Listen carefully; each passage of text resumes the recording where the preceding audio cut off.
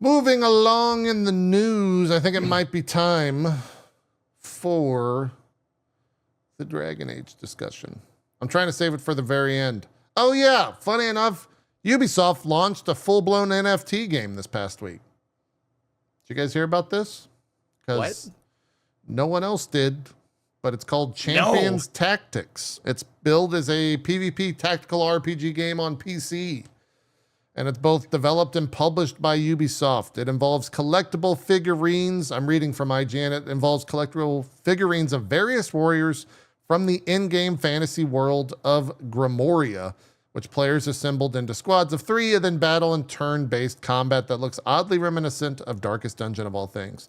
It's not evident from the trailer that this is a Web3 game at all, but a quick glance at the game's website or even the official Twitter page reveals this immediately.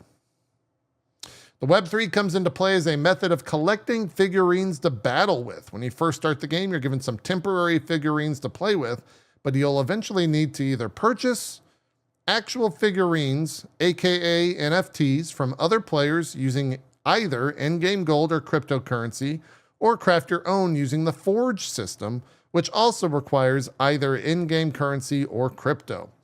At the time of this piece, 5 days after launch, the in-game marketplace has figurines for sales ranging from around $7 to a whopping $63,000 for something called a Swift Zealot.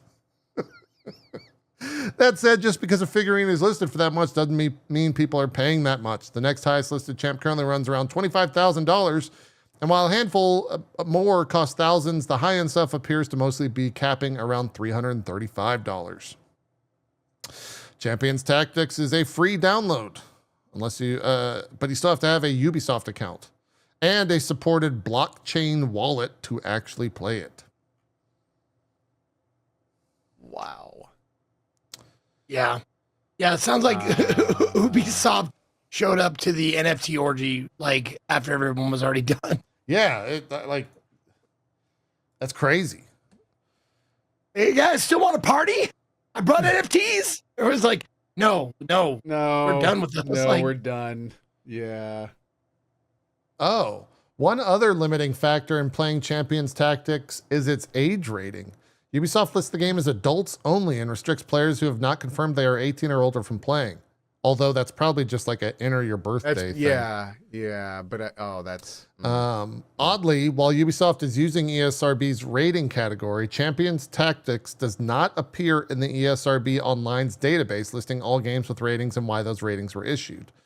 IGN reached out to the ESRB for comment. They responded on the 30th, and it said, ESRB said to IGN, Ubisoft did not submit Champions Tactics for a rating, and that the adults only 18 plus rating icon in the original launch trailer was included in error. The launch trailer posted to the game's official YouTube channel has been replaced by one without the AO rating, while companies are not required to get games rated by the ESRB, and the process is entirely voluntary. On all console manufacturers and a number of US retailers and storefronts require ESRB ratings to sell games on their platforms. Champions Tactics is currently only available via Ubisoft's website, meaning it's able to skirt this issue. Great. okay. Well, Yeah, that's love skirting, not skirting. how what? It's the type of thing like how do they, with everything going on with Ubisoft, how do they just like, let's just push this out there, guys? Man, that's Well, I mean, you shovel shit long enough, eventually you're just like, yeah, I got a little in my mouth, no big deal, whatever. just put more shit. It doesn't matter. That's wild. That's wild. Hopefully it doesn't do well. I have not heard of any like Web3 NFT related thing video game wise do well. But maybe that's just because people are ashamed to say that they bought that shit. I don't know how it goes. Could be. I have no idea how that works. It just seems really, really silly. I wonder if NFTs are going to be like, you know those things that were that everybody like there's products that have been launched that everybody was like, we know that's a bad idea. So like I'd just say Crystal Pepsi, for example, if you're old enough to remember Crystal Pepsi. Sure. Yeah. Of course. There were people who were like, this is going to be a bad idea. And so I'm going to like save some Crystal Pepsi bottles because it's going to be like, look at this terrible thing, or new Coke or whatever, like shit like that. I wonder if people are like collecting NFTs and going like, remember NFTs? I still have a couple of those. Remember Yeah, Surge? I still have a couple of cans of Surge. I don't Surge. know. It's wild. I don't know how they,